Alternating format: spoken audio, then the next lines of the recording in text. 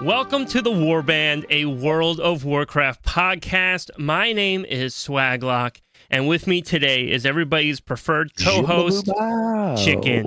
What's up, Chicken? How are you doing? Welcome in. Just a little pre-podcast scatting. Dude, you were the scat man for a second there.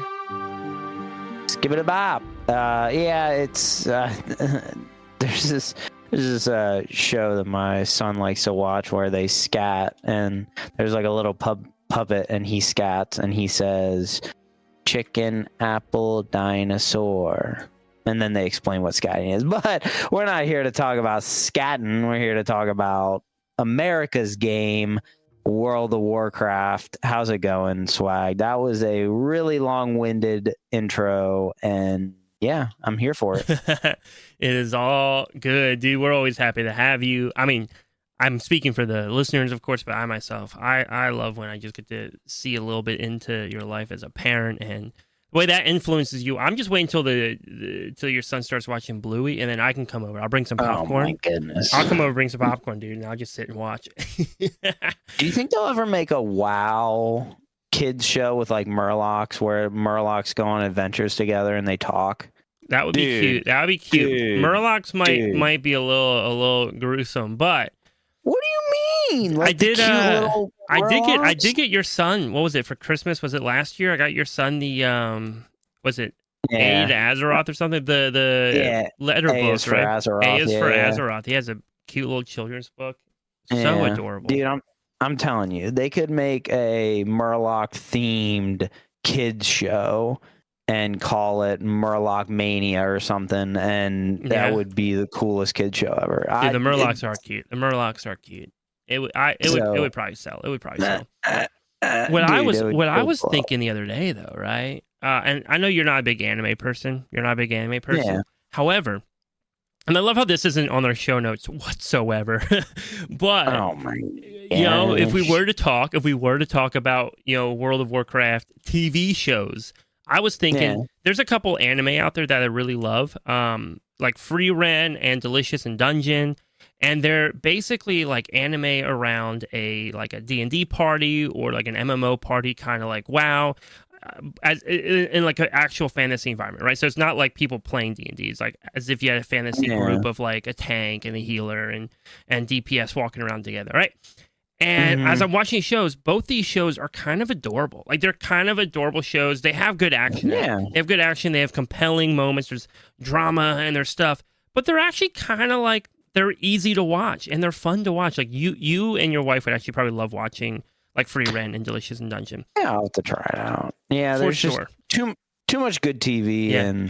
And I think Delicious is on Netflix. They don't even need Crunchyroll, dude. Yeah. But I was like, man, how fun would it be to watch a Warcraft like anime cartoon, probably anime in that style, where it's not like serious and gruesome, and it's not following like main lore characters. So it's not like, here's a story of Arthas Menethil, which you already saw in Warcraft 3 and read in the Arthas Menethil book, right?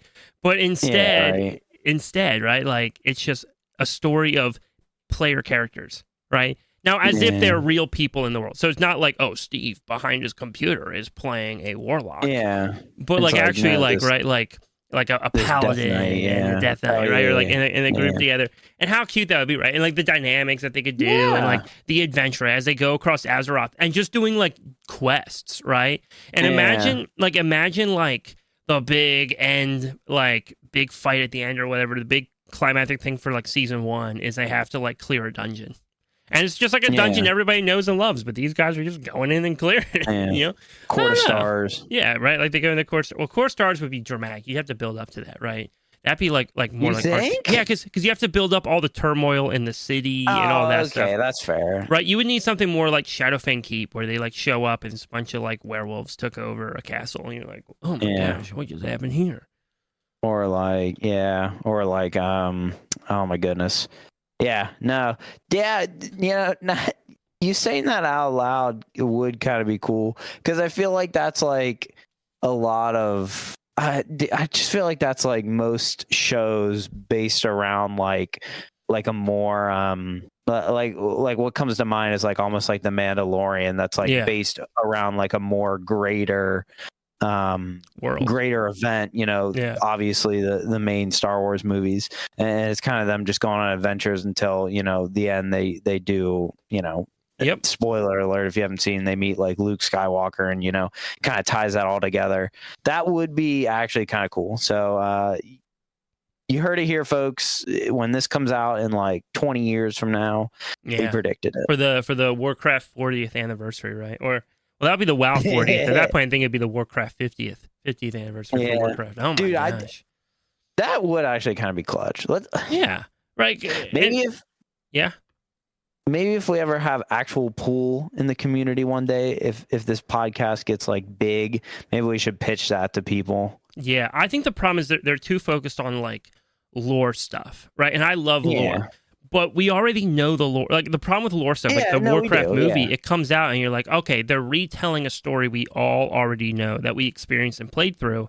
And either A, they have to change it up to make it fit a movie more, which then upsets us because we're like, well, that's not exactly how it went.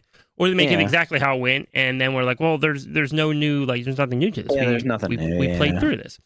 And so I just think it would be cool to be like, no, what if we take a whole different approach? Let's just follow the player character, right? Like, I don't know, some orc or a human or like an elf or something, right? Just going through the world and like meeting all these different people and forming groups, right? And I just think it'd be cool, right? Like imagine, and they come across awesome. Like some people of the opposite faction or something. I don't know. I just think there's so many cool options that you have.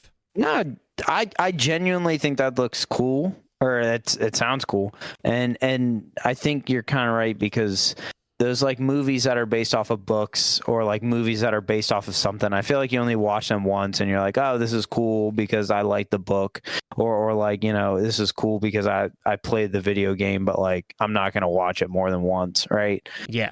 Yep. Absolutely.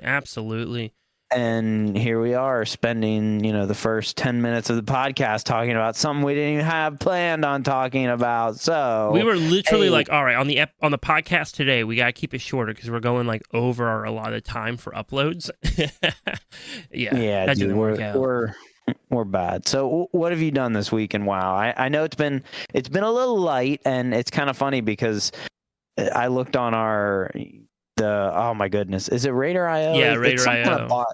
It's some kind of bot that we have when you pull up like Mythic Plus portal, and it shows me like the top 4 keys that our guild ran, and me and you are like one of the only 2. Yeah, not a lot of people. Not a lot of people running keys. Not a lot of people running keys this week. Things are slowing down. I did a couple. I got my last 2 10s done for all my portals. So I officially have all my portals. I'm like 2600 rating. I know we got people listening who are like, swag, that's it? That's all you're doing? But I promise we also have other people listening like, wow, I wish I could get all my portals. That'd be so cool. Dude, that's me. And we're going to that sparks maybe a conversation we're going to have later in the podcast regarding like, you know, everybody kind of having a different spot that they're enjoying in content and not always needing to have like maxed out everything. Right, because I'm content. I hit my 10s. I'm content, and I've actually, after doing that, I've kind of been chilling in. Classic a little bit, working on a shaman. I was doing hardcore. I think we talked about that on the last episode. Although since the last episode, I died. So my hardcore character died, and I don't really have the motivation to make another hardcore character, because I'm like, I don't want to go all the way. I mean, I could make a different character in a different zone. But then I have to learn that zone and all the areas to stay out of. And so that's the whole thing. So this time I just went into regular classic. I think I'm level 9 right now. I have an orc shaman. Okay. And the goal is I just want to do a couple dungeons. I just want to get them high enough to do like Ragefire Chasm, Shadowfang Keep. You know, just a few of those like easy early dungeons. Yeah, you know, something to occupy the time. You know, I get that, and it's been fun, man. It's just a different experience. So like, I'm leveling right now, my shaman, but I'm also like, as I'm leveling, every time I see something, like I look over and I see somebody killing like a boar, and I'm like, oh, I need that leather, and I like run over real fast and start skinning the boar after the guy kills it, right? Because it's just because I want the gear from leatherworking. It just helps me out a ton. And so I'm trying to level up my leatherworking while I'm leveling. And so it's just a whole different experience. I don't do that in retail WoW, because like in retail WoW, you're getting gear so fast that trying to keep your crafting up to like stay up while you're leveling just doesn't make sense. Yeah, I was kind of thinking about that a little bit, and what you just kind of said made me understand maybe why you don't mind playing WoW Classic like a little bit. Yeah. Because if you're not aware, I know you're aware, but maybe generally people listening to it might not be aware. I mean, personally for me, I literally only play 2 games on my computer. It's WoW, which takes up the majority of the time, but when WoW's not that interesting, like right now I play a lot of Fortnite. Dude, I need to get back in Fortnite. If you're not familiar, they just re-released what they're calling this Fortnite OG, which is basically the original game from like 2017. Literally, I mean, they added like 2 things to it to make it more easier to play for groups and stuff. But I played it a couple of times and I'm like, this is just boring. Like I'm just not like the game that I played when it first came out in 2017 just isn't the game that I know anymore. Like Fortnite has adapted so much over the last 6-7 years, right? Yeah. And I think that about WoW too. Like I didn't play it at the beginning, but when people always talk about playing Classic, I'm like, don't you get bored? Like I feel like the game back then was so slow.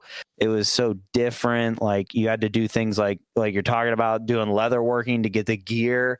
Like that just doesn't sound like fun at all. But I guess from a different perspective, and kind of what you just said was, you don't do that in normal WoW anymore. No. So it kind of feels like a little more nostalgic going back and doing that kind of stuff. Whereas Fortnite, it's like, oh, your goal is to kill people and win. Like the goal doesn't change, right? Yeah. Like at the end of the day in WoW, yeah, your goal is to level up, but it's not, hey, to win you kill people, right? It's I think if we were to use the Fortnite example, which if you adamantly hate Fortnite, you're listening right now. I'm sorry. Deal with it. But no. So to use the Fortnite example, right? A lot of people who are enjoying OG Fortnite right now are enjoying no build OG Fortnite, and I think the reason why they're enjoying no build OG Fortnite is because when Fortnite first came out, building was in the game. It's always been in the game. In Fortnite, by the way, if you're listening and you're like, what are they talking about? Building is the ability to like build walls and stairs and ramps and stuff like in combat. Yeah. So you're like shooting somebody and then you're putting up walls around you so they can't shoot you and you can build. Modern day Fortnite, it's crazy. People build like absolutely insane. Yeah, people do. And that's been going on for years now. That's been a problem for almost as long as Fortnite's been around.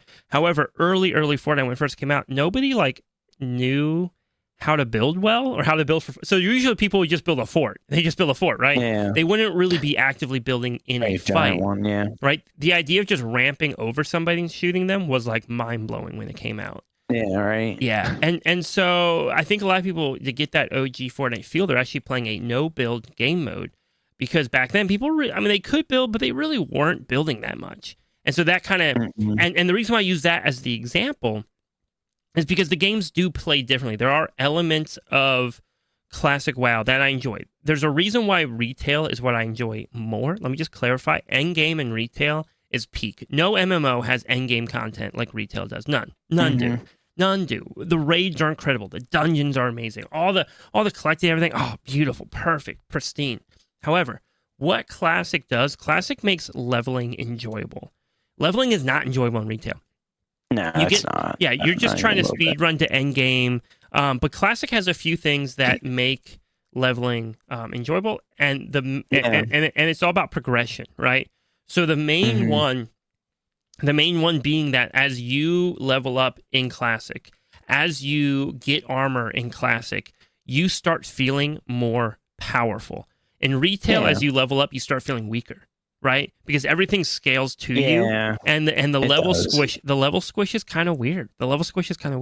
However, in Classic, I'm killing a bunch of boars in this area, right? Or let's say some trolls or something on an island, and by the time I'm done the quests there, I'm like two-shotting these things, right? Like I'm getting strong, and then I have to go to the next area And then all of a sudden things there are harder. That's a challenge now. Now I got to figure out how to kill those things. And so I got to be like, okay, how do I adjust my combat? How do I change this up so that I'm not dying every time I accidentally pull a second mob?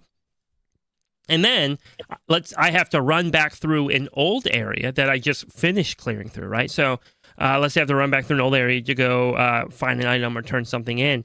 And I run past some mobs that were giving me a really hard time before. And all of a sudden now I'm killing them easily. There's like bam, bam, Shazam. Yeah. And so to me, that is part of the fun of Classic, is that progression. And that extends to a lot of things. It's not just about your strength growing as you level. Crafting feels like it's immediately like beneficial, right? Nobody cares about crafting when leveling in retail, but leveling in Classic, it matters. Mounts, right? You don't get a mount until you're level 40, and it's expensive. Now, do I hate walking everywhere? Yeah, kind of do hate walking everywhere. But there is something about the reason I use mounts as examples, because Classic doesn't just give you everything. You're kind of working for it. You work for everything you have. Retail, it's like you get off the tutorial island where they held your hand the whole time, and they go, here's a mount. And they're like, oh, wow, thanks. I can ride around now. And then you get to the Dragon Isles, and immediately after like 6 quests on the Dragon Isles, they're like, oh, here's a dragon mount. Here's another mount. Yeah. Here's a flying one that goes zoom, zoom, zoom, right? And so like there's no progression of like you feeling like as a character you're powering up.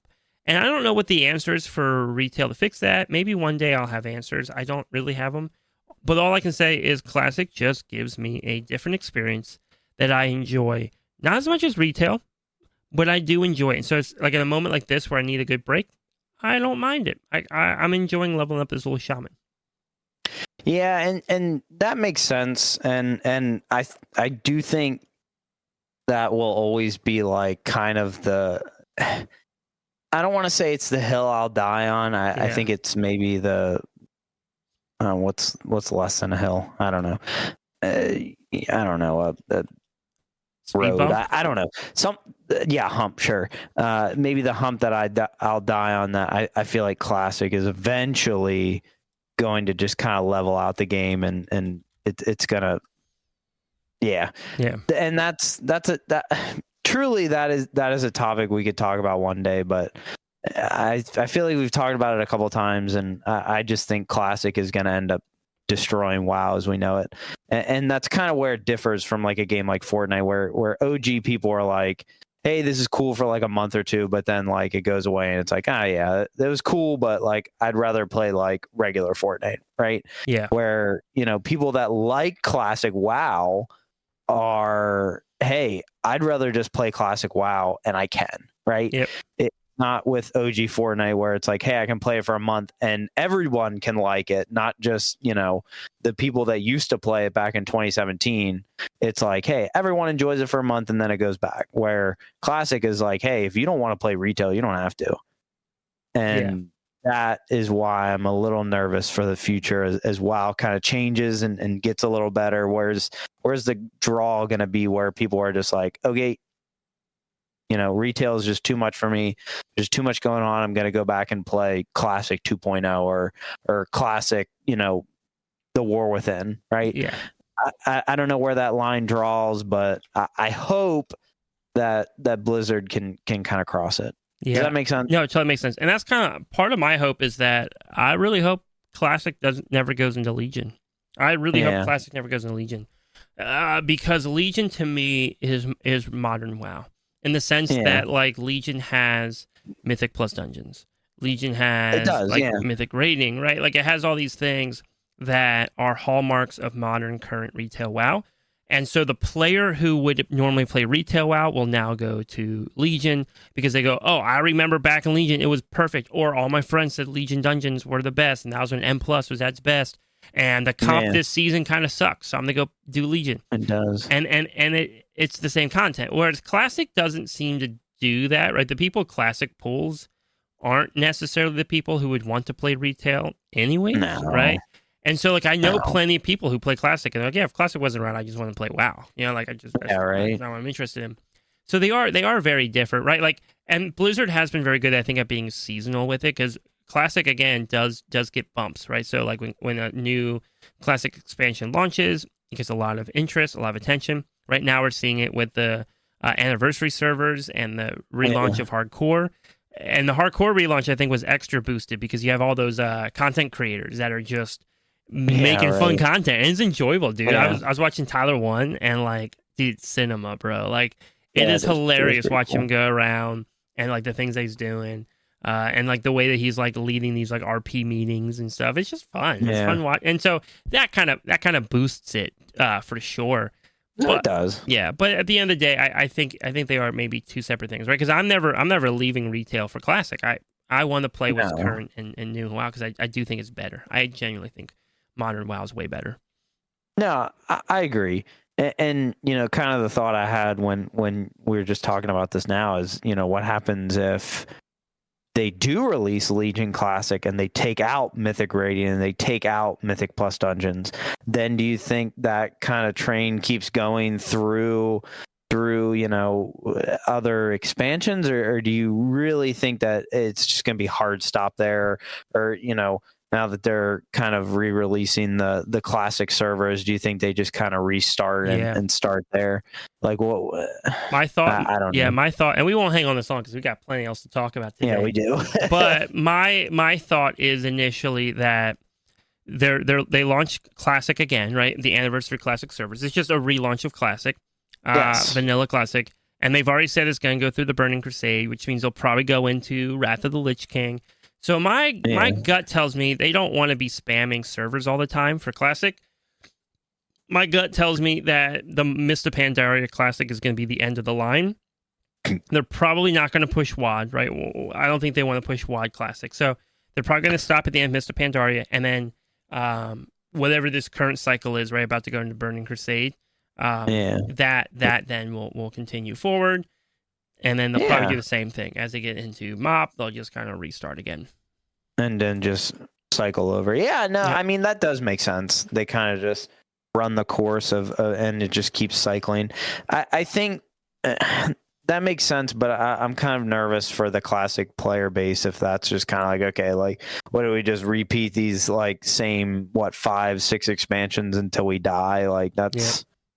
I don't know. Yeah, but I mean, at the end of the day, that's what. And by the way, the person who loves, and this is the conundrum. That's true. Yeah. The person who loves classic WoW does not want Legion. That's true. Right. The people who want Legion aren't classic players. Yeah. Right. They're retail players who just want to remember Legion, which is fair. But the person who's like, dude, I just want to go into Molten Core with my 40-man raid team, and like, because it's just different. It's a whole different experience. Yeah. But then even at that point, I think I could argue enough that if Legion Classic came out, I probably would not go back and play it. Yeah, that's fair. But how many people that did play it back in the past, like if it came out, would you go back and play it? I would probably try. Problem is I miss Legion, so I shouldn't play Legion. Okay. Legion occurred while I was taking a break. But all I've ever heard is that Legion was one of the best expansions WoW ever had, right? So, like, for me, I'd be like, yeah, I gotta experience what Legion's like. And the problem, though, is Legion is so similar to retail WoW. Do I really want to have two characters on different versions of WoW that I'm trying to get all my keystones done on? Yep, that's a fair point, and that would probably split the community at that point, because you'd have people like me that, you know, never played it and they don't really care to play it, and then they have people like you that, well, maybe I shouldn't say you, people that played through Legion and were like, this was like peak WoW and I'd rather play that than the War Within, and that kind of splits the community. So hopefully they don't do that. I think that's the goal, and with them doing the Legion remix, I think that's kind of their way of kind of cycling that kind of stuff around. So anyways, let's talk about some main topics that we have for today, even though we're probably like 30 minutes in at this point. Let's talk about, you know, we got an official date for the Siren Isles and Plunderstorm. The Siren Isles are coming out next week, not this week as in 2 days from when, or a day from when you're hearing this, but the following week. So you know, I did some digging through this. It doesn't seem like the Siren Isles are, you know, for your average player are going to be too much. Looks like they have the typical, you know, 0.7 patch, achievements where you can kind of go around and do island achievements, island quests, and get a specific mount or a specific title. In this case, it's a mount. And they do have what is the ring. I don't even, what is it? The like Xerxes Circlet or something? Yes, that one. Yeah. Which I did do a little looking in. It actually seems like it's going to be pretty good for the general player. It looks like you can get a lot of secondary stat from it. It's not just, what Dragonflight's ring was, where it's just like abilities and different things like that. Yeah, because the amulet was tough because it was all just like abilities all the time. So it was, yes. For some people, it was broken good, and then for some people, it was horrid. It was not worth having at all. It was like negative. And so I think having just pure stat as an option kind of balances that out, right? Because the characters who don't need pure stat then get a fun ability, and the players who do need pure stat can get pure stat. Yeah. So I generally think it's something that people would at least want to get on and grind for. So if you want my opinion, I think you should at least get on and grind for it. And the other reason is because it's the first ever ring transmog, which is kind of neat. Yeah.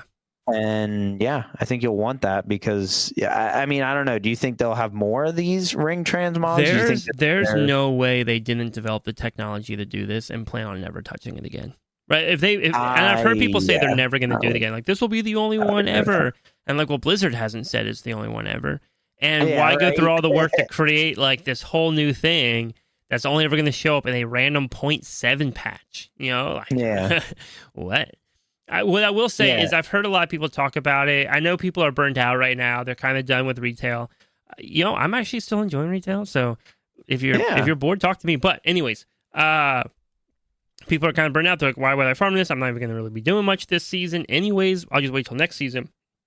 This item will most likely be really solid leading into next season. Hopefully they don't screw up like the amulet where you go into the next season and the amulet is still BIS. I think they'll avoid that.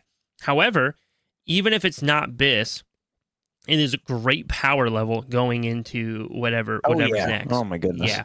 And so for sure, right? Like if you're planning on raiding next season, regardless of what difficulty you're raiding, right? Or if you're planning on trying to push keys or you want to get into delves right away, having that power, having that player power is going to be really, really helpful.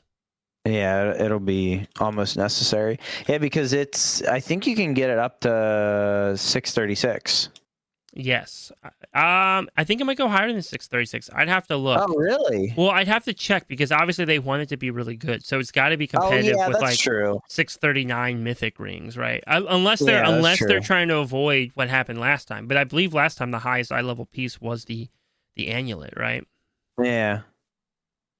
Yeah, that's pretty fair. I'll have to maybe dig into that a little bit more. Maybe we can get an answer for Discord if you're in our Discord, and then we'll fill you in on one eye level and worth for different classes. But it seems like, especially if you're a mastery class, there's like a specific gem. It's the only gem in the set that I'm looking through that actually gives raw stat to one of the secondaries. Most of them seem to just give like blanket secondary stats. I think it gives like 500 to each secondary stat, which is kind of good. I mean, if you're a class that is more equal, across your secondary stats, where you're not looking for like, obviously like a Frost Death Knight, that might not be great for, but in a Holy Death Knight that doesn't really care in certain pools about a blanket. So absolutely. And when I'm researching, by the way, it looks like they have stated that it'll go up to 639. Oh, okay, perfect. So probably when you like gem it or something, that bumps up the eye level or whatever. Yeah, because it's got the three sockets. Yeah. So, I would definitely suggest at least getting on it and doing like a quest or two to get the ring, just so you have the transmog. If you don't want to play enough to get the sockets, then it's your prerogative. But I'd at least get the transmog because I think it'll go down as a little piece of history in WoW as the first ring transmog. Because you're right, there's no way this is the one and only ring transmog. There's no way. Yeah.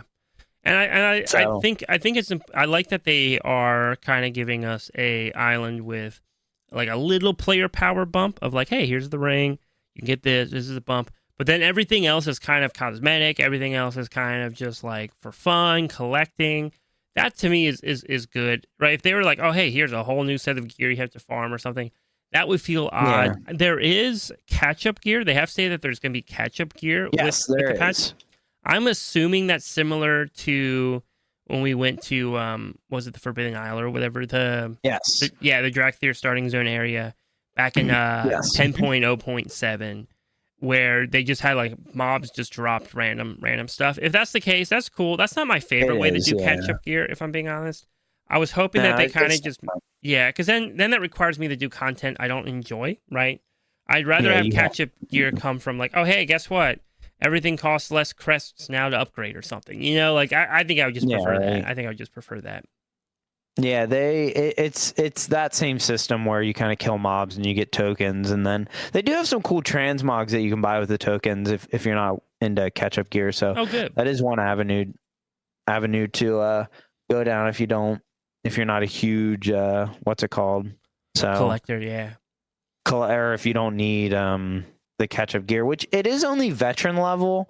It's LFR level, which was kind of surprising. I thought they might dip into like maybe a little normal level, but I don't know. You would think, especially this late into the season.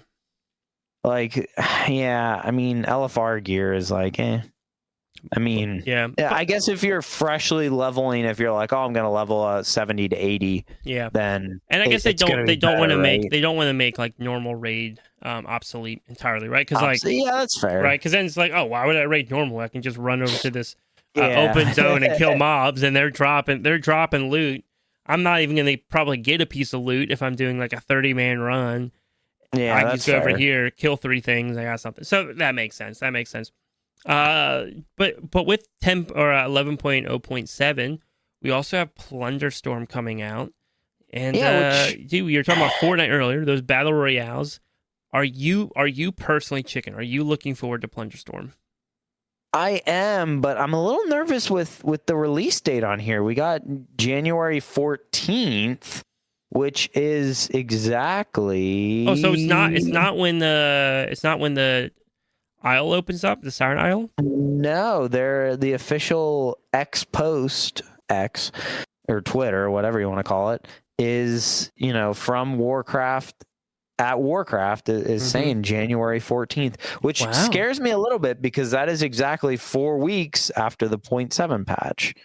So, and typically, I can't remember if it's 4 weeks or it's 6 weeks. Typically, they say like after the 0.7 patch, it's like 6 weeks until the next season. So I suspect we have longer, and the reason why I suspect that is because the anniversary patch hit really early, because the 0.5 hit very early this season because they needed to match it in time with the official anniversary of World of Warcraft, which is cute and all, but the problem is a lot of players are starting to take their mid-season or end of season break, and if the season still has like another 2 months to go, that's concerning, right? That could be a problem. Now, Blizzard might come back and say, hey, actually, we totally plan on having Plunderstorm lap into the next season. I think that's fine, but that feels very unlike Blizzard to do. It does, and that's kind of my concern. I'm like, hey, if Plunderstorm comes out and then like 2 weeks later is patch 11.1, then that kind of scares me a little bit. And Plunderstorm's at least 4 weeks. I would hypothetically gamble 6 weeks, but I would hope 4 just to get to the next season. Obviously, I like Plunderstorm, but I would prefer a new season. Right. But I do enjoy Plunderstorm, man. I remember last time, like I went in, I did, and I got like real busy, just like life stuff, so I didn't have a chance to play too much. But I'm really looking forward to go back into Plunderstorm. I think it's a fun game mode. It's a fun game mode. Might keep me from buying more Fortnite skins. Oh my goodness, I genuinely liked it, and they're updating. They're adding practice lobbies, which is kind of cool. New abilities, or updating some old abilities, improved starting drops, which is kind of cool. And then, they're updating rewards and all that kind of stuff. So hot take, dude. Hot take. Forward to it. Hot take. They should they should minimize or even eliminate entirely rewards that just come from like trying to farm in Plunder Storm. And what I mean by farm is like if somebody runs in, drops, and runs into the storm immediately, I think that should reward nothing at all. Oh man! Right? Because I don't want people in the on the island as they would say. Like I don't want people in the match who aren't actually there to compete. Right? I want everybody to feel like it's a competition at some point. And part of it is because the sportsmanship is kind of crappy too, where it's just like, saw somebody, we run into a storm, we die, and you're like, oh, okay. That's okay. Wow. All right. Is that a hill you're willing to die on? No, I wouldn't die on a hill, but I just think it creates a bad experience. I believe Blizzard might have added alternative ways for people to get the rewards from Plunderstorm if they really hate Plunderstorm. So if that's the case, then like, I definitely would advocate for that. I just think, and maybe this will lead into maybe my hot take. I don't know. Maybe we'll still talk about it later. I think that there are players in WoW that really struggle to not have everything, right? Like that the idea of not having everything upsets them. And I get it sometimes, like we have a good friend in our guild who just thinks that the Plunderstorm Mog is the coolest thing. He loves the appearance of it, absolutely loves the appearance of it, but hates Plunderstorm, right? So like I get that those cases also exist. But I do think though, for the number of people that were doing it, I think there was just this mentality of like, well, I gotta do it. It's reward. I gotta get it done. And I think you just let them pay $20, get the stuff. Let me go in and actually play, actually enjoy the game mode. Like actually have fun playing it. And in a match with other people who want to play it, like imagine you queue up for a battleground. And then the other team's just like sitting there the whole time, and you're like, "Wow, I won! I won the battleground, but that wasn't fun at all, right?" That's Plunderstorm, but like every match is like half the lobbies just like suiciding, so they can get battle pass rewards or something. Hey, it's Swaglock here, interrupting the podcast for a brief moment to tell you about one of my favorite add-ons, Zygor. Zygor is an incredibly powerful tool to help you out with leveling faster, doing your daily quests, dungeons, gold making, and even gearing up. It does it all. Right now, I have been on a kick with World of Warcraft Classic, and Zygor has been helping me find the best and most efficient ways to level. It is also available in retail as well. It's just such an amazing add-on that will help power up your experience in World of Warcraft. If you're interested in checking out Zygor, you can follow the link in the description on this podcast. And of course, use code SWAGLOCK for an extra 20% off. All right, let's get back to the previously scheduled content. Yeah, I would agree that the only way I think I would be okay with them giving Battle Pass rewards in an alternative method is it has to be behind a paywall. I don't think it should be, if you want these rewards, just grind some Mythic Plus dungeons. Like, I don't like that. Like, I'm sorry, but like, if you want the rewards that bad, you either got to pay cash or you got to just play the game. Like, it's, it's no different than me being like, I want PvP gear, but I hate PvP. Well then, I just gotta suck it up. Like, yeah, dude. So here's a topic that I got into a fight on X or Twitter this week about. Like, I was fighting people on X over this topic. And it's a very fascinating one. I actually wrote some notes down because I want to make sure I read the things. And here's the thing. If you're listening to the podcast, you don't have to agree with everything Chick and I say. If you disagree with us, join our Discord and tell us. Like, let's keep the conversation going. I love this stuff. I love talking about these things. Otherwise, we wouldn't do the podcast. So if you disagree with me, no shame in that. However, I thought this was such a fascinating discussion that I stumbled into that I just think is so interesting. So the general premise of the conversation is there's kind of like a conversation. People were saying, okay, if you could change one thing about WoW to make it a better game, like what would that be? And somebody was like, yo, I would remove all high-end content from World of Warcraft. And I step in, I'm like, wait, Why? What is the point? What would be the benefit of removing all high-end content from World of Warcraft if, like, you can just not do that content, right? Like, nobody's putting a gun to your head going, like, you have to run Mythic Raid 7 nights a week and an 8th night of the week every 3rd week, right? Like, nobody's making you do that content, right? Like, I at the beginning of the podcast, I was just telling you I got my all my portals, right, for Mythic Plus. I might push an 11. I might try to push a 12 even.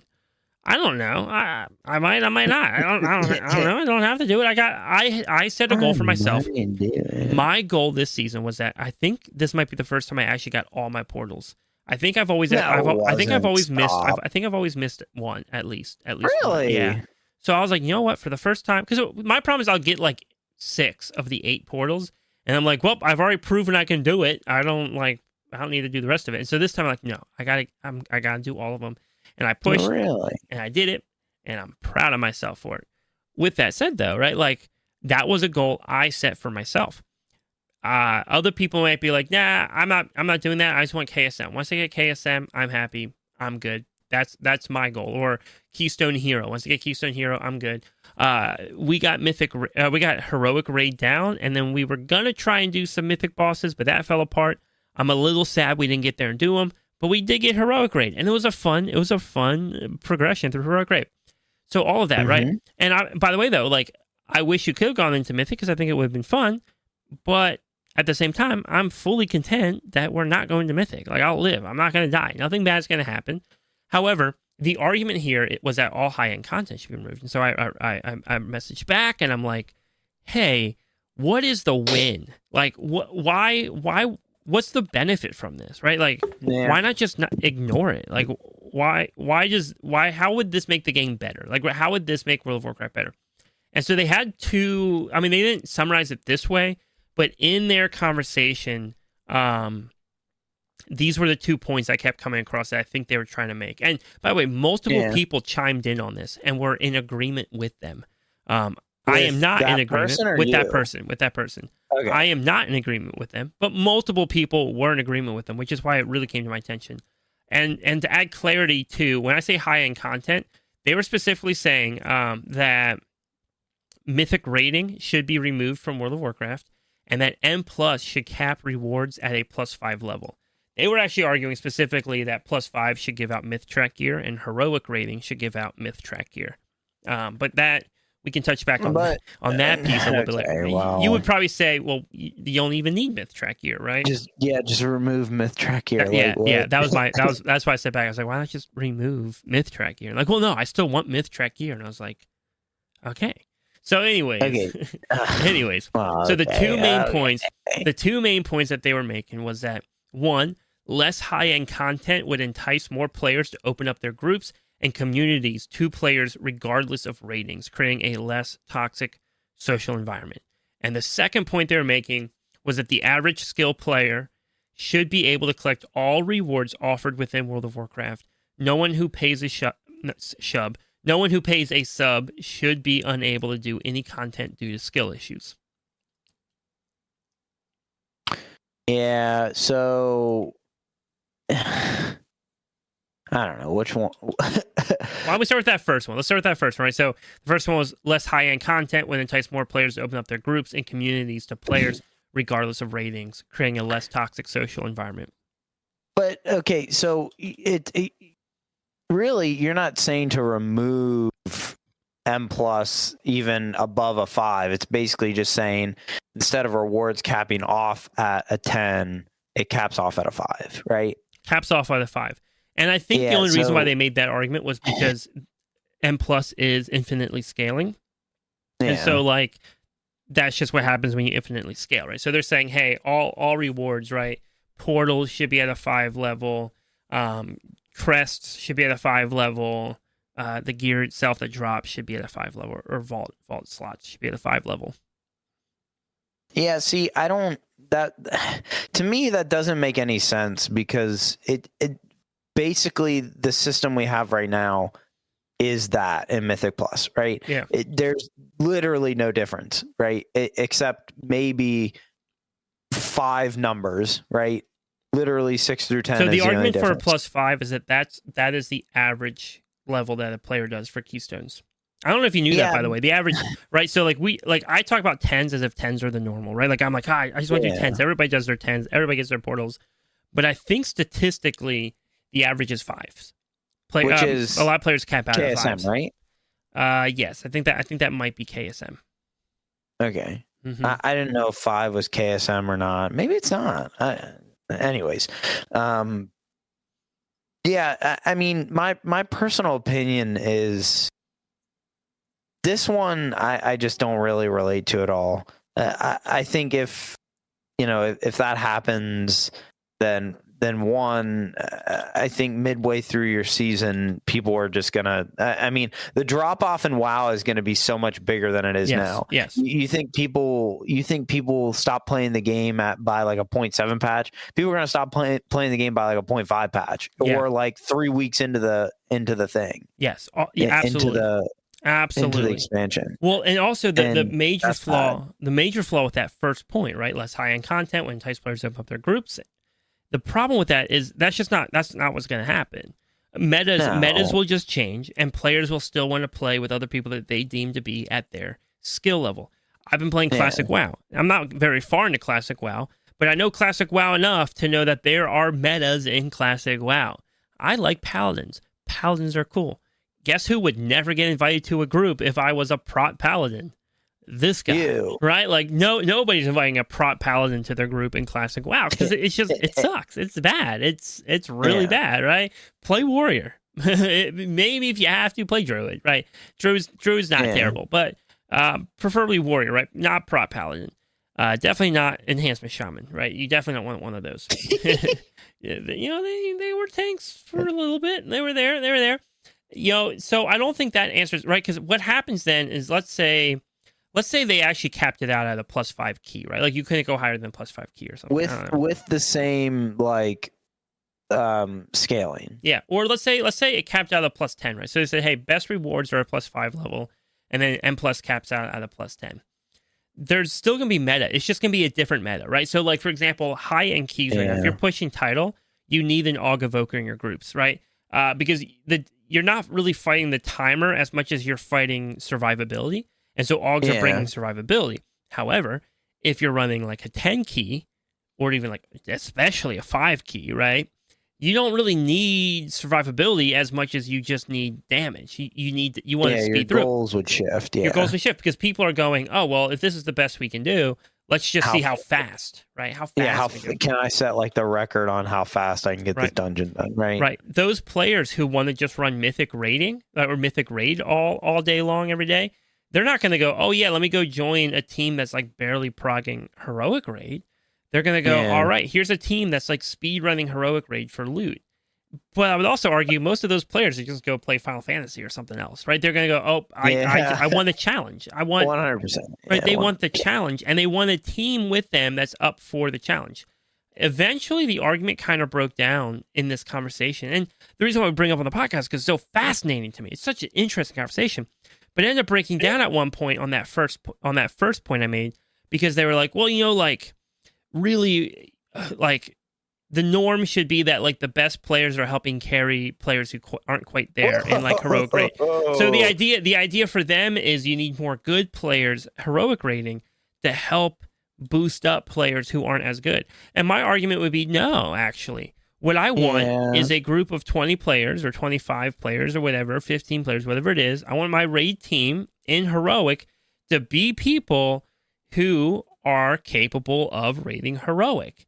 It's not a raid team full of Mythic raiders trying to do Heroic, and it's not a raid team full of normal raiders trying to do Heroic. I want a raid team full of Heroic raiders trying to do Heroic. And if you're not capable of raiding Heroic, guess what? Go to normal, and you'll have fun. You will. There was a season where normal was all I did. I barely touched Heroic raiding, and I just raided normally. You know what? I had a blast. It was a good time because you had fun. I had fun, because you find the content that you're going to enjoy. Yeah, I would hard press that lowering the difficulty or raising the difficulty of content is not going to make it more enjoyable. Yes, absolutely. I would say that it would make it, if anything, I would never say it's going to make it more enjoyable. I would say that it's going to make it not boring. Yeah. It's going to make it less repetitive, because you're not going to be just streamlined, just like slapping bosses and just like making, Yep. Just, I don't know how else to say this, but making them your, Yeah. insert word here. Yeah. And, you're going to get bored. I mean, there's nothing Absolutely. for you to do, and you're just going to get bored. So that point, I'm not like, I don't see the point in it. Like there's no point in having content that you can't play, but other people enjoy. Like that one's just hard for me, because, at the end of the game, or at the end of the day, WoW, or at the end of the day, I said at the end of the game, WoW is a game just like anything else. Yeah. And, most games you got to practice if you want to be good. You got to put in the effort. You got to put in the time, Absolutely. You think Maxim just picked up the mouse and was like a god at WoW? No, like he practiced. He got really good at the game. Yeah. I mean, I just don't think people want that. And that kind of pulls you into your second point. Well, before we go to the second one real quick, go ahead. I think what's also like worth noting too, right? Like, and I think you felt this too. You and I run 10s, right? We run 10s a bit in WoW. When you walk into a +4 key, it is so frustrating. It is so they are a little right. hard. +10s to me are way more fun than a +4, and they're easier. A +10 is an easier key than a +4 for me. And here's why. Here's why it's easier. I go into a +10. I have a group that is organized and coordinated. Yes, a lot of damage is going out. Yes, we're trying to survive things. But I know my group is handling stuff. And when we handle it well, the run goes smooth. I walk into a +4 key or a +5 key, and I walk in, nobody's kicking things. Nobody's using their stops. Nobody's moving enemies into position. Major mechanics are being ignored. The affix isn't being handled properly. And I walk and I will go into a +4 on the same character that I'm running 10s on, right? A 628 eye level blood DK. And I just watch the group fall apart, and I'm like, what the heck is going on here? Because and it's tough because the mechanics are being ignored. And so my argument is, you're not going to create a less toxic gaming environment or less toxic social environment by taking the players who are accustomed to and enjoy a coordinated and like skillful group, and then forcing that player to join Timmy, who doesn't want to use his interrupt because he'd rather talent into something else. Yeah. No, I agree with that. Yeah, it's that is kind of one of those moments where, I mean, it kind of rolls back to the practicing, right? Like if you want to get into the higher end content, if you want to get into the NBA, you can't just walk onto the court, right? Yeah. You're gonna have to practice. Yeah. And by the way, let's say the 76ers, somehow you cheated your way into a position in the game. I'm saying cheated, but let's say they, for whatever reason, they invited you because they took pity on you. Like, wow, this guy, like, he's so nice. Let's just bring him into our group. And by the way, I am saying this all as the guy who I will always go out of my way to help teach people how to do keys. I love teaching people how to do keys. Yeah, you do. I love helping our guildie out with keys. Every week, I run multiple events for our guild to help people in raid and help people in keys. So I'm saying that, but I'm also trying to give perspective to the conversation. Right? If you join Austin, or Chicken, my bad, doxed again, second time, right? But Chicken, let's say you get invited to join the 76ers. That's a basketball team for anybody wondering, right? Because they were like, oh, he's such a nice guy. Let's help him out. Let's show him what basketball is like. And then every shot you take, not only do you miss the shot, but like the other team gets it, right? Or every time you get the ball in your hands, the other team gets it, and it keeps happening. And you guys lose because of your constant mistake. Yeah. And these aren't mistakes that like, oh crap, a pro just wasn't on his A game today, or oh man, dude, that was a tough game, but it happens. This was like, yo, Chicken literally does not know how to play basketball beyond a middle school level, right? Right, he's trash. And so the team's gonna get upset with you. They're like, why the heck is he here? Who invited this guy? Dude, you're losing us the game, right? People are going to get upset. That's very natural. It's going to happen. And so is that how I behave? No. But I think it is foolish to say that forcing high skill players into easier content will create better environments. I don't think that's going to happen. Yeah. No, I do agree. And if that's all it was, I would kind of blow this conversation out of the water. Like, I would just decimate this person on Twitter. But the second part, that kind of ties into this is kind of where I'm like, well, okay. Yep. Like, second part being that, right, the average skill level player should be able to collect all rewards offered within World of Warcraft. No one who pays a sub should be unable to do any content due to skill issues. That one where I'm like, okay, like if I get my membership to the Y, I'm gonna go to the pool. I'm gonna be able to do everything that membership entitles. I don't have to swim, a 20-second, lap, around the pool to be able to get access to the pool. I'm just gonna go in, right? And that's kind of my devil's advocate way of saying that. But I think it kind of goes back to the same point I made about the first comment was you're still getting access to the content. You're just not doing it at the same skill level as everyone else. And I don't think that's a problem. I think, where you kind of touched on it earlier, I don't know if it was in the same conversation or if it was a different conversation. Anything in life, and, relating it back to WoW, but I think this might be more of a life lesson.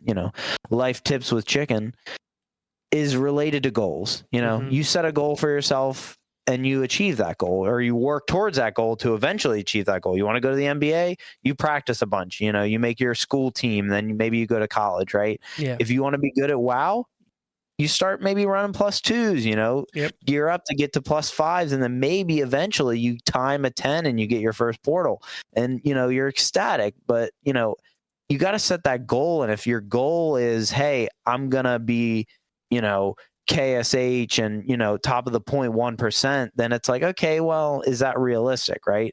Are you undershooting your goal? Are you overshooting your goal? Are you meeting your goal? For you, hey, you met your goal for the season. I'm content. Take a break. I'm content. Or maybe you realize, hey, this goal was undercut. Maybe I think I should push some 12s, and I'm capable of doing it, so I'm going to do it. And then you do it. And then next season you say, hey, I'm going to set my goal a little higher because I can achieve that goal. I think people just kind of, I don't want to say it's the inclusivity of WoW and like the kind of inclusivity, world that we live in.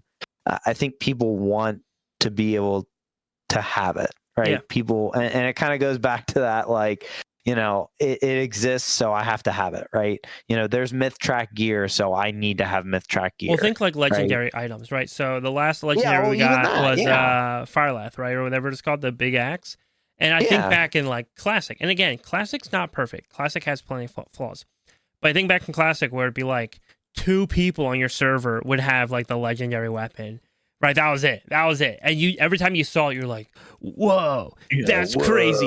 That's awesome! Good job, man! That's so cool! That's amazing to see you get that." Right, like guilds would work to help that one player get the item or something. Versus now, it's like, what do you mean? I don't have that item. I'm garbage until I get that item. That item is the only way I'll ever be good at the game.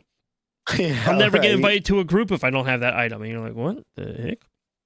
But right. There is this level of like almost entitlement of like, I deserve to have everything. Like would you be content? Would you be content if like every time a new season came out, you got a letter in the mail from Blizzard in game and it was like, hey, here's your season 2 gear, and it just gave you maxed out gear? Like, and it doesn't seem to me like they're viewing all rewards the same, because it seemed like power level stuff like gearing was more important than maybe like a title or possibly a mount. I can't really tell there. But right, because they're not complaining about the people who push keys for the 0.1 title holder, like, right? So no. I it's hard to tell But my thing ultimately is like, it's okay. It's okay not to have maxed out gear. And if all you want to do is heroic raid, then why you don't even need 639 eye level gear. No, you don't. Like, and by the way, I like myth track gear. So guess what I'm doing? Yeah, I'm working for it, dude. I'm working. Right. Like, here's the thing. You're hitting the grind. My argument would be that everybody is able to get the gear. My argument would be, and by the way, I'm about to be a little mean. My argument though is, no, you're being lazy. You're being lazy. That's all it is. If you want it, work for it. If you don't want it, or if you don't want to work for it, then you probably don't really want it, right? Like, there are a lot of things in the game I think are cool, and I just don't want to put the effort in for them because it just getting it just isn't worth it. So that thing is just, I'm content. I'm content not having that thing because I don't want to put the work in for it. And I'm sure some of these people who want easier content probably go and farm. They probably run 10 characters through ICC every day to try and farm Invincible. Great, that's awesome. Have fun. Do that. That's fantastic. I'm going to use that same time, and I'm going to read articles on my class. I'm going to go hone my skill. I'm going to make weak orders, help me track things that I'm struggling tracking. Oh, I got a Windows. Yeah. No, oh, that won't record into the sound. Never mind. We're good. I freaked out because I thought a sound was going to come through in the pod. But anyways, right, like, all that work's going in. So my argument is, if you're paying the sub, you do have access to that sub. You're just not going to be given it. You have to work for it, and that's okay. Right. Again, it's more fun to have goals to achieve than to just be given everything. Yeah. No, I agree. So, I mean, to be honest, I think at the end of the day, it comes down to just like being happy with what you're given, and maybe not given is the right word, but being happy with where you are. Like, hey, if you can only push heroic, like raid, that's awesome. Like, that's a good goal, and that's still really cool. I mean, you got to realize that these people that are pushing mythic raid, they play the game like 20 hours a week. I mean, if you don't have 20 hours a week to play the game, like, I sure as heck don't. And I'm okay with not doing mythic raid. Like, that's fine. Like, it's Dude, you know what I do? You know what I do as somebody who doesn't mythic raid? Every once in a while, I might kill a boss or two. Rare occasions. Yeah. But you know what I do as somebody who doesn't mythic raid? When I see people in our Discord, whether it's in our guild or our personal community Discord, when I see people get their boss kills, when I see them get their best myth track loot off those bosses, I'm just hyping them up. Yeah. I don't. It's okay if I don't have it, right? It's okay if I don't have it, but I can sure as heck celebrate that someone else got it.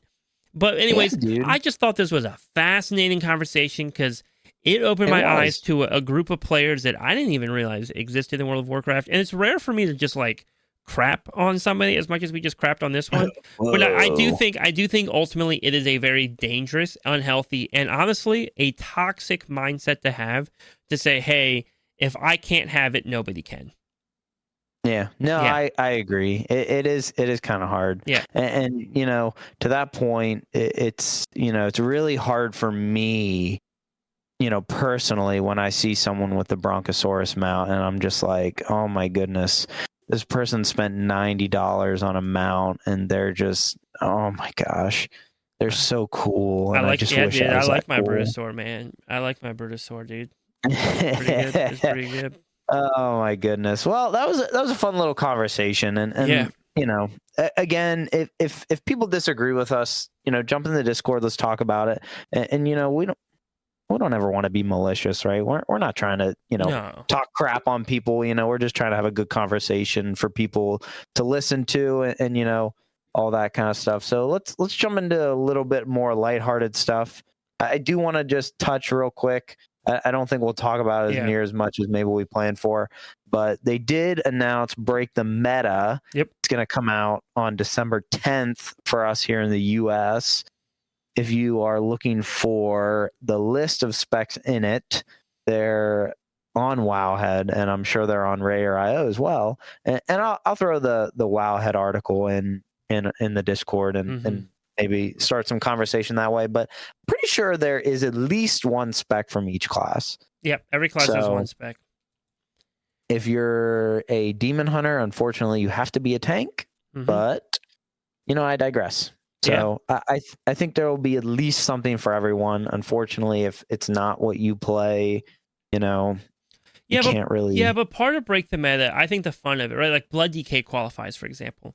Yeah, but then if I do break the meta on my Blood DK, I'm running. So for just so people know, the break the meta it's a competition doing Mythic plus keys. Oh, that's fair. Yeah, it's competition doing Mythic plus keys, using off meta specs, right? So the idea is you're not using any of the meta specs.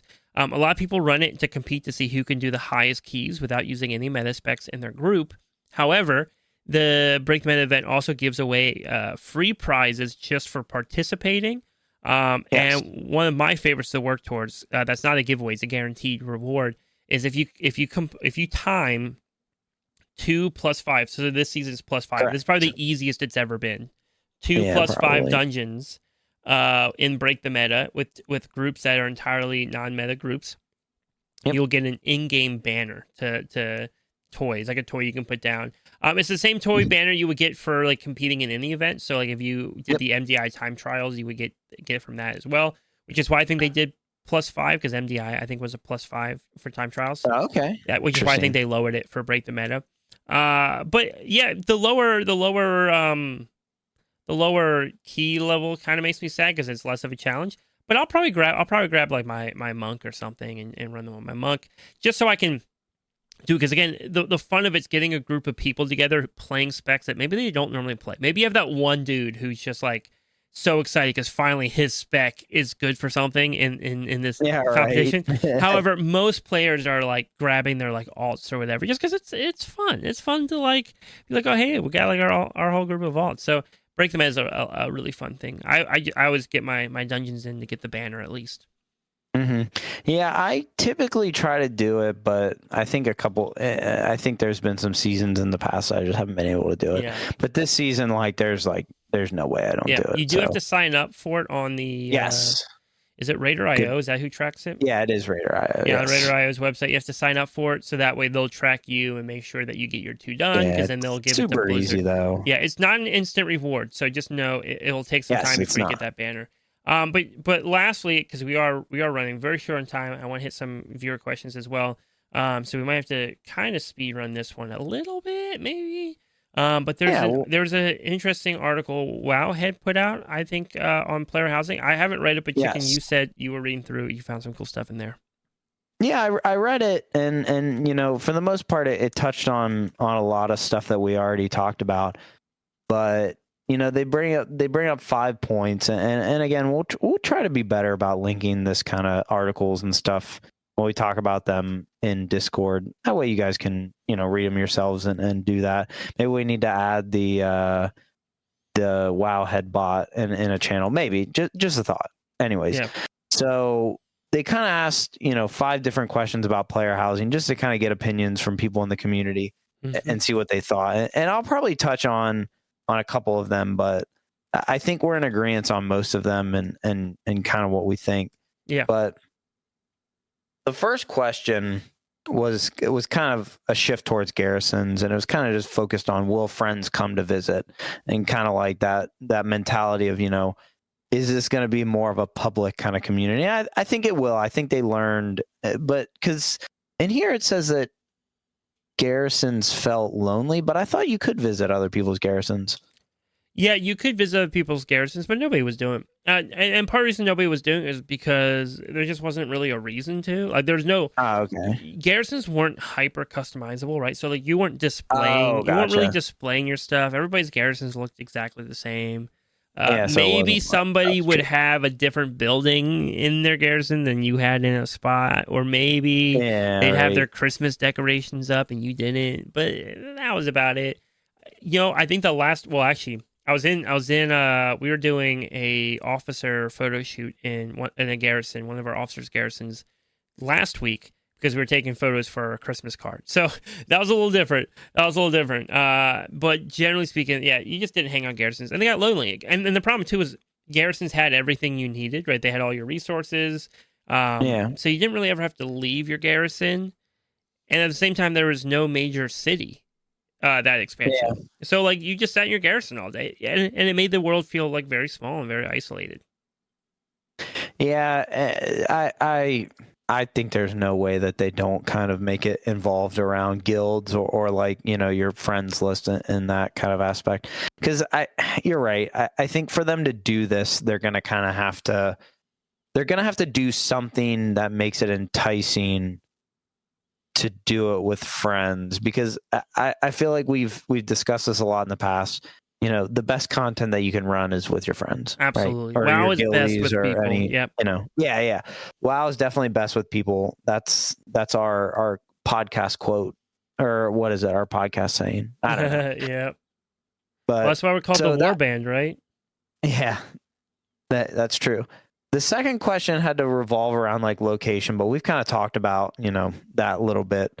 But they're talking about another thing that's kind of touched on decorating and how decorating will work in housing. And I know we've talked about maybe adding like a profession for it, which would kind of be cool. I don't know what your initial thoughts on decorating. I don't really know how they work with garrisons, but I think you kind of touched a little bit on that just now, saying that most people's garrisons were exactly the same. Yeah. They kind of touched on, where do you think these decorations are going to come from? Yeah. And what are your generic thoughts? Do you think these are things we're going to have to quest for? Like, I can't imagine they would be. Yeah. So I think we have to look at what I picture as like a two-sided coin. Yeah. And so, and that is gear. That is gear that you've acquired. Yeah. Right? So obviously gear, maybe toys, but mostly just gear. Mostly gear. Yeah.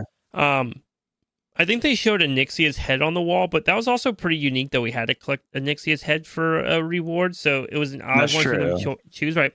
If it had been like the jailer's head or something, then maybe I would have like really been shocked. So maybe it could be that like certain raid achievements will be a reward. My thing that's cool. Yes, my thing though is if it's only display stuff, that's a problem. And the reason why I say it's a double-sided coin, because on one side, that's sick, right? Like, yes, let me hang up my epic weapons, right? Like, let me show off the mogs I've got. Let me show off the mounts, right? Like, if there's a way I can like show off my mounts or things, right? Awesome, love it, cool. But at the same time, if that's the only thing I can do, that's lame, right? It's like, I think your things you've collected, like weapons, armor, etc., those should be cool and centerpieces of your player housing, right? Ultimately, at the end of the day, player housing should show off the things that matter in World of Warcraft, right? With that said, though, if you can't customize your furniture, if you can't make the room actually feel uniquely yours, and it's just like, oh, here's a room that always looks the same. You have 4 stands to display things on and 4 wall hangers for weapons. I would be like, that sucks. That's stupid. So like, that's I guess my concern is like, I want it to be very customizable, and I think the best way to do that would be to have some sort of, whether, and I would say a secondary profession, not main profession, but secondary profession that gave housing stuff, or even if they went back and they just said, hey, content moving forward, or even retroactively adding it, content will even sometimes reward items like furniture that go into your house.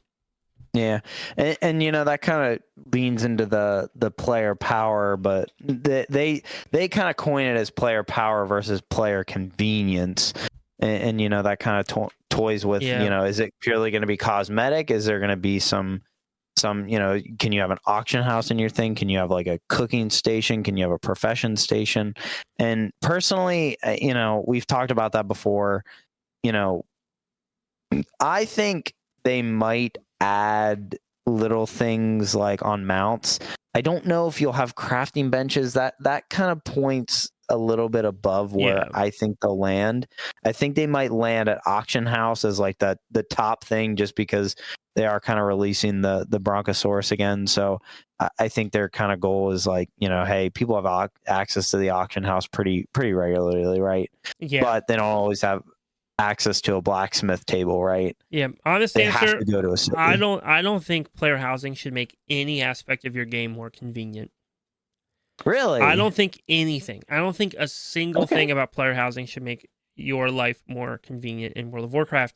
I think what player housing should be is a simply just a creative, expressive space. A space that you get to create. It's yours. It's your home. You get to enjoy it. You get to live in it. You get to decorate it. But the idea of like, hey, we're gonna put portals in there, or we're gonna put things that help with your professions in there, or we're gonna give you access to the auction house, or I don't know, something stupid, right? All of that starts to turn your player housing into a resource that you have to use, or collect for. And I just think player housing will be at its best when it's simply just like, that's my house. It's cool. Isn't it fun? I like this. Maybe if anything, if they were like, hey, you have a transmog closet in your house and access to your personal bank. Yeah. Okay, cool. Those make sense. Those, right? Like, I'm like, yeah, of course my house would have storage for stuff, right? Yeah, of course my house would have a way for me to change my appearance. No duh. You know what? If they really wanted to, dude, hear me out. I think they could make cost-free transmog in your player house, right? And that would be like, yeah, of course. Oh, that'd be kind of cool. Yeah. Standing in my player housing, I can change my appearance without having to pay a fee. No duh. That would be kind of clutch, actually. Yeah, no duh, right? Dude, hopefully they add that, actually. That's kind of really cool. It would be cool. But at the same time, 90% of the time I'm transmogging, I'm not going to be like, oh, let me go hearth back to the city and then fly over to my player housing, right? I'd be like, oh, well, I'm just going to pay the 200 gold to transmog real fast. Right, yeah. Yeah, so, no, I agree. And I think there does have to be a balance of that, where I don't know if I agree fully with the 100% convenience. I think there's maybe some things that they could add that kind of fall into cosmetics. Yeah. Like, hey, maybe your portals, you can place your portals there and maybe they have less of a cooldown. Like, you could place your portal to the stone vault there and it only has a 1 hour cooldown instead of an 8 hour cooldown, right? Yeah. I think it all depends on how convenient your player housing is to get to, right? Like, if your player housing is really inconvenient to get to, then there's maybe a couple things that you're like, hey, but it has to be things that you're not gonna, you can't just stay there all the time for. Yeah, you can't just live if player there. housing is really convenient to get to, then maybe you shouldn't have portals, right? Like if your player housing's in the middle of Stormwind, then maybe you shouldn't. And that kind of brings up the location question of like, well, where should it be? And I know everybody wants to find the most scenic spot in WoW and place their house right there, and there's a high chance that that's what's gonna happen. I do, though, think pretty firmly that the best bet is for player housing to be somewhere where players are already, chilling, hanging out, right? So, like, I would gamble player housing should be in whatever the major city of that expansion is, and then they'll just move your player housing to whatever the new city is every expansion, right? Or, right, and that way, then your player housing does not isolate you away from everybody else in World of Warcraft. And I know people get mad. They're like, well, I just want my scenic spot. I want my scenic spot. And I'm like, yeah, I know. I get it. But then also, you don't need to have an auction house in your player bank or your player housing because you can just walk out of your door and walk into the auction house, right? Like, there you go. And in doing so, you're around everybody. You're hanging out. You're not just a homeless dude in Dornegal living on his mount, right? Right. No, I agree. And to wrap up this kind of conversation that we're kind of breezing by because we've talked about other stuff, they did talk about warbands and how warbands would be affected by this. And if you want my personal opinion, I think warbands was a segue into this. I think they kind of wanted to toy with warbands. I think every single player, every single character you have will share player housing, and that will kind of guide it together as a war band in itself. Instead of just having 4 characters, I think your entire character list will kind of fall into that. I agree. I think houses will be warband specific. And I think that will probably upset some people. But ultimately, I think it would feel more coherent and feel less like you have to go decorate 4 different houses, which some people really want to, right? Some people are just like, I just want to have like my one space to go back to. I could have pictured, imagine garrisons. Obviously, have you even ever been in a garrison? I think I was at yours one time. Garrisons would have been cool if they had like your warband characters just walking around. Yeah, see that? Yeah, that would be really cool. But anyways, do you want to pop over to, because we're trying to be tight on time. You want to pop over to a couple of our listener questions?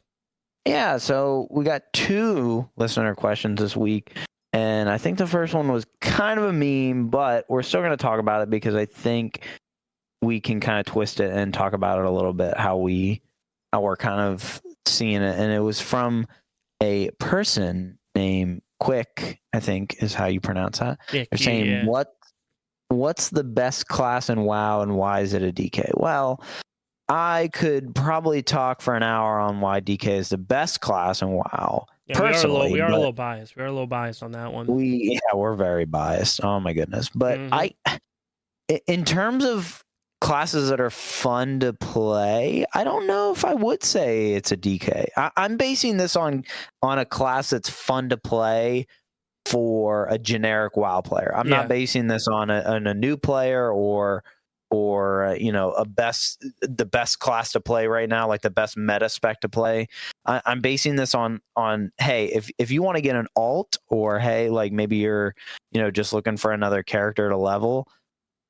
That's how I'm kind of basing this, and I don't know, man. There's something about Monk that I just really like. I just can't ever main a Monk. I just don't know what it is, but I love the heck out of playing Monk, dude. Monk is fun. You got the rolls, it's fast. You kind of like the animations are very rewarding. No, I like Monk. I like Monk a lot. I like Monk a lot. The rotation, I've played both Windwalker and Mistweaver, and I think they're just some of the most unique rotations in the game. I really do. Yeah.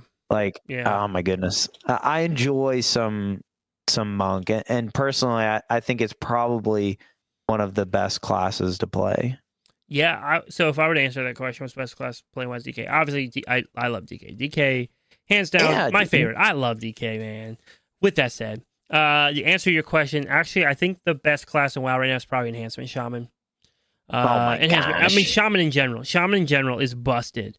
Especially really in dungeons. Yeah. Even if you're an elemental shaman, it's still busted. Like all shaman are busted.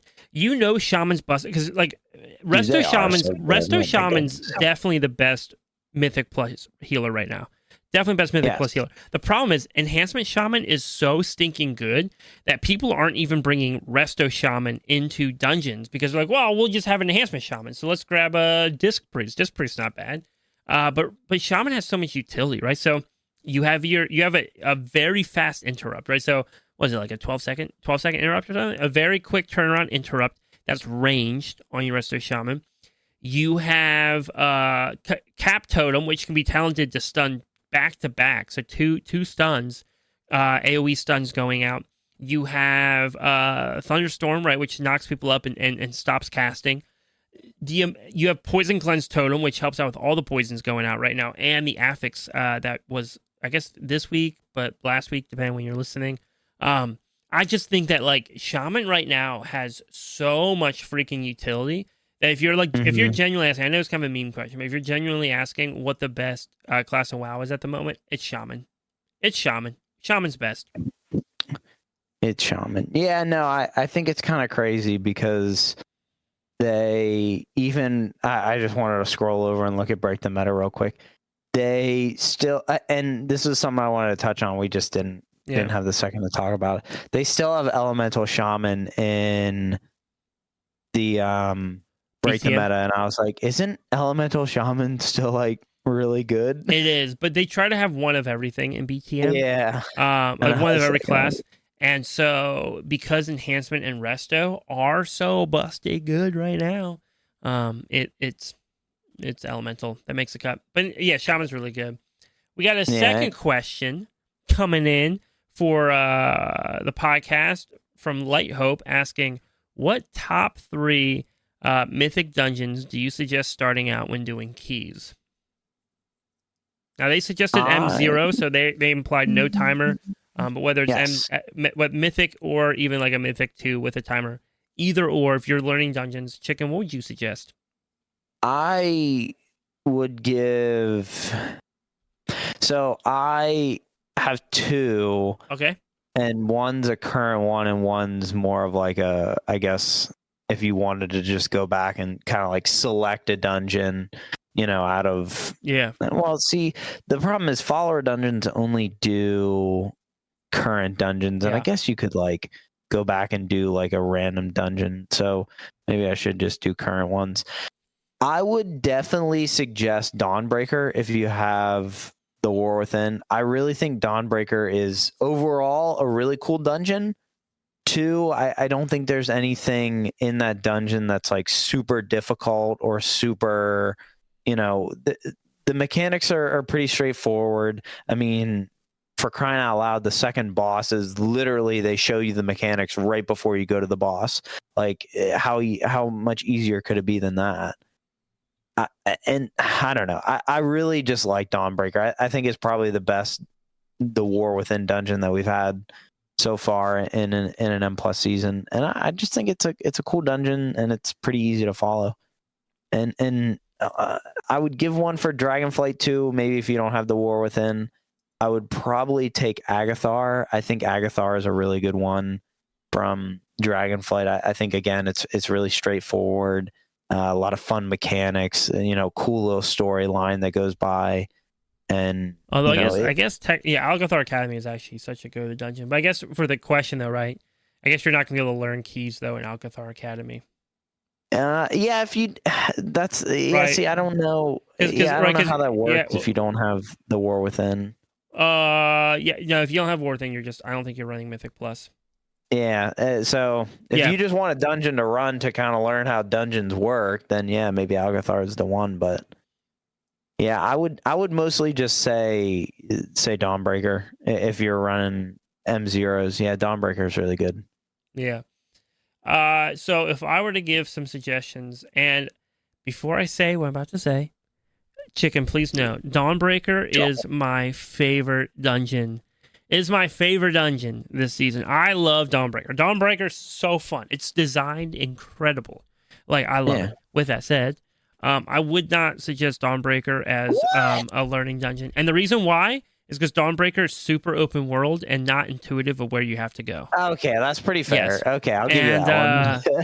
And you know what? Pretty fair. I'll throw her under the bus for a second because I adore her to pieces. But our guild master, I remember she was hopping into a Dawnbreaker, and I kind of joked because I had made back before the expansion even came out, I made a guide on Dawnbreaker because I ran it in beta. And so our guildmaster was hopping into Dawnbreaker to do it. And I was like, "Hey, did you watch my guide?" And she's like, "No, I like experiencing the dungeon first before, right? Like I want to go in blind and experience it."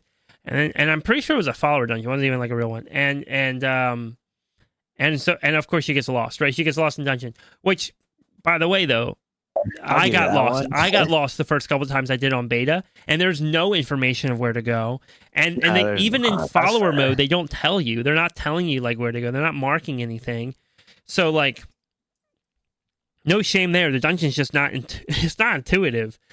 With that said, before I give you a list of names, I would always encourage somebody who wants to start learning Mythic, especially once you start going to Timer Mythic. Watch videos. Watch videos or read articles. Take a second. Yeah. That's the best thing you can do. There's no reason to be going into Mythic dungeons blind. You can probably get away with it on M0. But like once you start going into time keys, as they go up and get harder and harder, things that didn't bother you before are going to start killing you. And so it's important to know what those things are before you just keep dying. Why am I dying? With that said, I'm going to make some suggestions. And these suggestions are going to seem odd, but like you just have to trust. Number one is Stone Vault. I would say that that's fair. Stone Vault is one of the best ones to start with because, and the reason why I say Stone Vault is because Stone Vault's pretty linear. There is a little bit of decision making that you have to do in order to decide if you want to go left or right. But either way, whichever way you go, when you come back, you have to do the other wing. So it's very linear of where you're going. As you go up in difficulty, Stone Vault does get way harder as you go up in difficulty. So a lot of people listening are probably like, why would you suggest Stone Vault? That's a hard dungeon. But it's just hard because of how things are set up at the moment. So Stone Vault's one of them that I would suggest. For that same reason, I would also probably suggest Arakara as well, City of Echoes. Arakara's got a kind of complex final boss that people struggle with sometimes. That's okay. The beginning is a bit open. So the beginning of the dungeon is a bit open, but it's not too hard to figure out. Most groups will kind of know where to go. There's 3 mobs that you have to kill, and then it spawns the boss. And the nice thing is you can run all of these on like heroic mode if you want to. and still learn them. And then the last one I would suggest is I would probably do like City of Threads, maybe, which seems like another odd choice. Mists of Tyrannus Scythe could, maybe not too odd. Yeah, Mists of Tyrannus Scythe could be one. It does have a funky portal in it, but outside of that portal, it's also fairly linear. It's got some room. It's got wiggle room to decide which packs you want to pull. Mists of Tyrannus Scythe or City of Threads, both of them are going to have a little bit of a puzzle in the middle of the dungeon, and you just need to decide which puzzle you're okay doing. Mists of Tyrannus Scythe is a harder puzzle, but I think it's a lot of fun. 100%. Yeah, it's a lot of fun. City of Threads is just like, hey, you have to go find the ghosts and follow them. I call them ghosts. I guess they're like echoes or whatever. Or scents. You have to follow like the scents, the pheromones. The scents. Follow the pheromones. But it's pretty straightforward. The nice thing with City of Threads is once you start knowing where the general 3 spawn areas are, like your group's already heading over there before you even find where the ghosts are, right? Goodness. Like you already know. But those dungeons, so I named 4, but those dungeons are probably the ones I would go with. Grim Batol is very linear as well, but Grim Batol is also wildly punishing on stupid things. Grim Batol is Grim Batol. Yeah, Grim Batol is Grim Batol. So like, yeah, I just you could do it, but like I just don't like Grim Batol. No, I don't blame you. So yeah, I'd probably say maybe Arakara, City of Threads, Stone Vault, and especially because you can test those out normal, heroic, mythic, like work your way up with them. It might make it easier. But yeah, those would be my suggestions. Yeah, dude, I like them. Yeah. All right, but with that said, I think that's all the time we have for the podcast today. If you ever want to submit your own questions, you can go to our Discord. There's a link down in the description. Jump on our Discord and go ask questions in the Questions for the Pod channel. You can also use the, I think there's like a text us. Yeah, there's like a text us button in the description, and you can send us in your text. Just know that our system doesn't tell us on our end any information about you. So please just include in there your character name or your character name and server. That's always fun too, just so we know what to call you when we answer your question on the pod. And lastly, next week is episode 15 for us. We've been trying to have a guest on the podcast every 5 episodes. And Chicken, I have loved the guests that we have had so far. They've been great friends of ours, people that we love to talk to and game with. Yeah. This time, though, we're going a little bit of a different route, and we are bringing on a content creator that you have actually probably already heard of before. I'm not gonna say anything, just in case plans have to change, of course. But it's pretty set in stone. We're excited about it, and it's gonna be a great conversation. So definitely look forward to a fantastic episode next week. And Chicken, you want to say goodbye? Goodbye.